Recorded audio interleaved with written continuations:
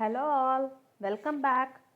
So now let's move on to the guided practice session on while loops. Fine. So in the previous session we had discussed about how to use these for loops, also how to get the input from the user. Fine. Yes.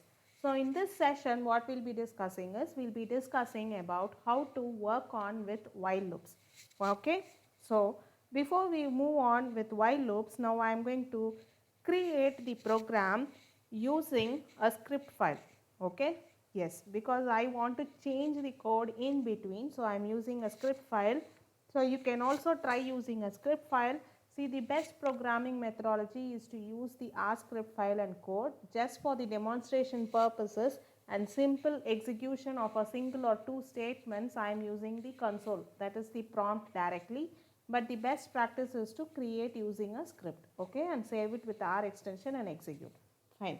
So now consider I am going to go with using this while loop, just a simple demonstration. Okay. So how to use this while loop. So based on this demonstration you can try to complete the activity which I had given in the video lecture. When I discussed about the looping constructs, I would have given you an activity. So just for you to get a familiar concept about familiarity about how to use the while loops, I am giving this guided practice session. It is not a very high standard program. So we all know, suppose I say I want to find the sum of some set of numbers. Suppose I say I am going to initialize a number and till that number, from 1 till that number I want to find the sum. Okay, it is a very simple problem. Suppose I say my number, I am initializing the number as 5.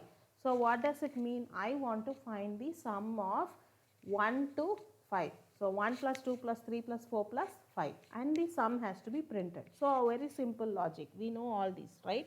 So that we will check out how to work on with a while loop.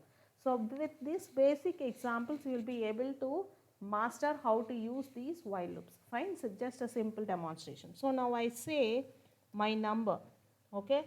So I initialize one variable by number and I say the number is 10. So what does it mean? I am going to find the sum of first 10 numbers starting from 1 ending with 10. Okay? Yes. So now what I have to do, first thing I have to check a condition. Why am I checking a condition? Okay? So I am going to check, or this is not necessary here.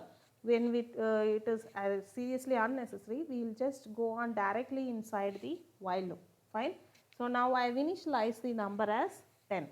So what I have to say? I have to say while when my number is greater than 0, I have to continue. So what I am going to do? So now I give the logic. So what I say? I have initialized the number as 10.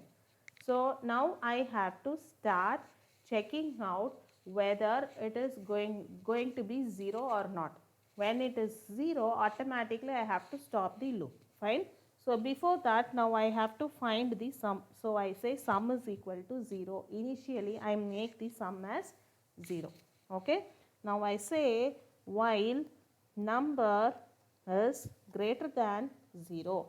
So I said I am going to find the sum from 1 ending with 10.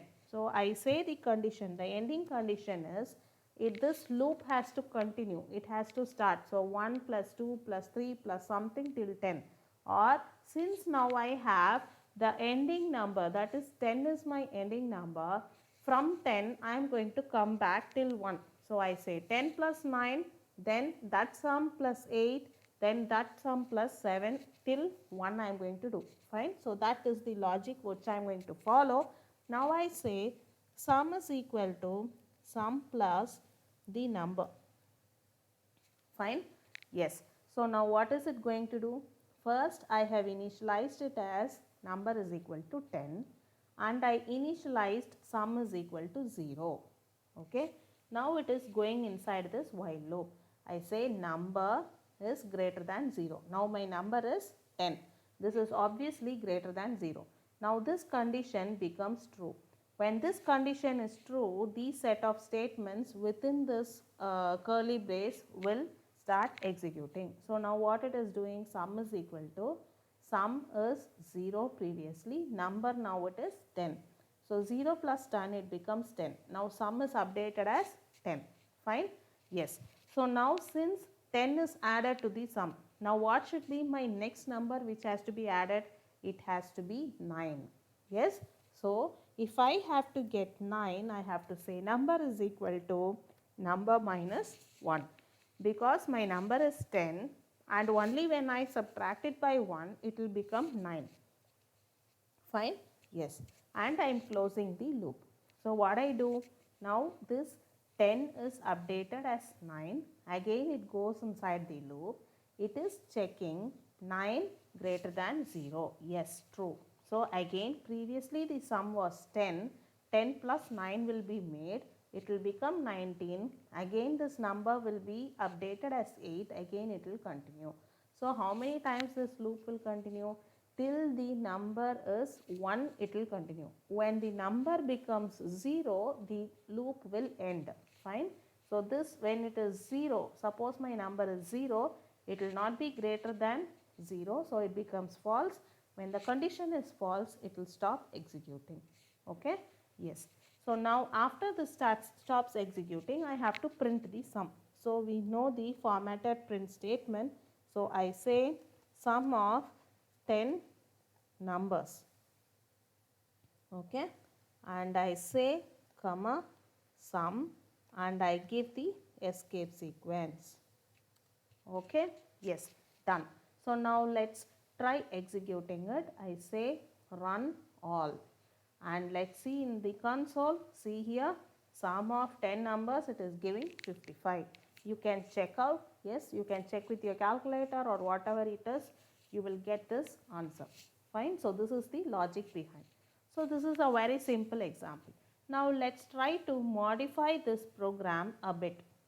So in the previous session, we had seen how to get the input from the user. So here what we did, so I initialized the value of number to be 10. Okay. So here now I want to modify this program so that I get the input from the user. So I may be interested in finding the sum of first 20 numbers. You may be interested in finding the sum of first 1000 numbers. Fine. Yes. So I have to get the input from the user. So how do I modify this program? So instead of saying number is equal to 10, I will say as dot integer. Why? Because we know that read line is the statement which will help me to get the input only in the form of character. Okay. So I say as dot integer read line of prompt is equal to, I say enter the number. Yes, fine. And I close it, I close the prompt, I close the read line also. Okay, yes, fine. So now what I have to do, now number the user is entering. Suppose the user enters a negative number. In that case, I can't do. Fine, this logic will not allow. So in that case, what I have to check, I have to check a decision here. I say if, I say number is less than 0. If number is less than 0, you are going to say to the user that enter a positive number. Okay? Yes. So I am including one condition before I go for the while loop. So all these are simple examples. Fine, you can have how many other conditions you want. You can think of it. Okay? Yes. So if suppose my number, the user whoever has entered a positive number, only then I have to start calculating the sum. Okay. So I say else part and I open a curly brace, I say the same thing, and after this I close my curly brace. So this is a mild modification of my previous program. Okay, the same program I have just modified to get the input from the user.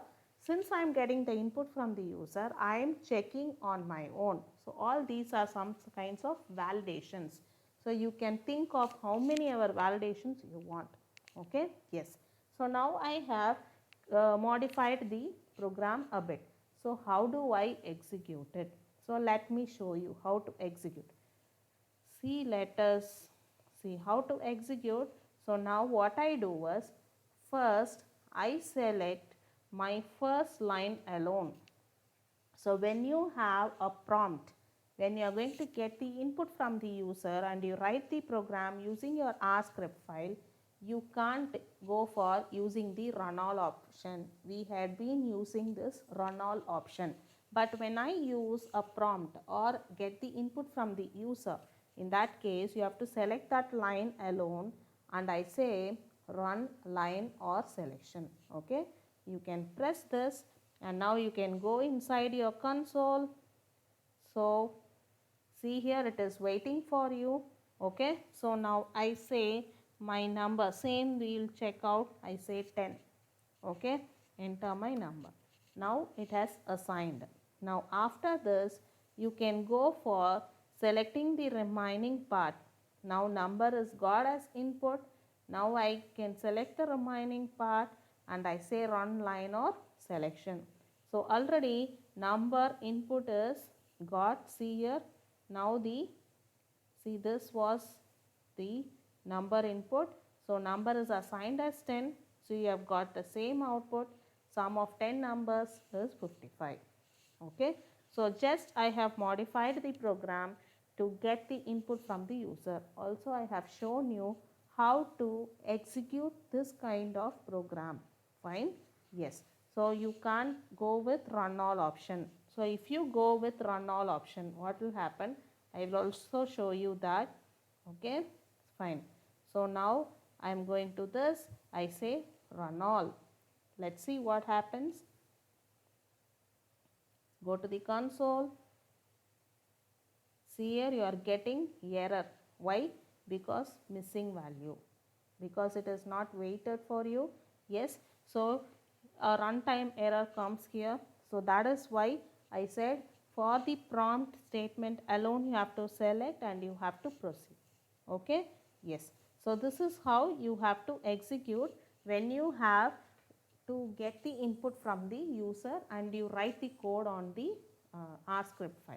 Is it clear? Yes.